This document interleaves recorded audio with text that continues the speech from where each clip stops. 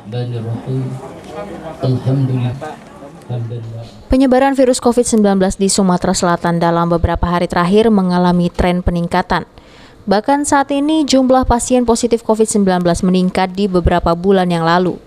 Penyebab dari hal itu sendiri menurut epidemiologi Dr. Ici Liberty ketika berdialog beberapa hari lalu dengan PAL TV melalui Zoom akibat adanya varian Delta virus COVID-19 yang saat ini telah menyebar. Selain itu juga menurut Dr. Ici, saat ini mobilitas masyarakat sangat tinggi sehingga terkadang membuat masyarakat menjadi lengah. Delta juga mempercepat penularan, penyebaran, begitu. Terus juga kita akui mobilitas kita tinggi, kita produktif di luar rumah, mungkin ada lengahnya. Kayak itu.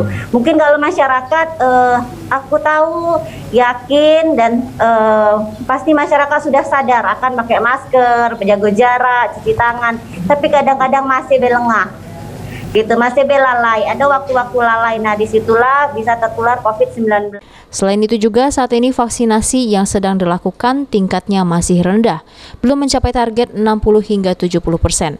Untuk menuju herd immunity atau kekebalan kelompok, oleh karenanya Dr. Ici Liberty menyarankan kepada masyarakat untuk selalu menerapkan protokol kesehatan, terutama di tempat kerja dan juga tetangga. Firman Hidayat, PAL TV.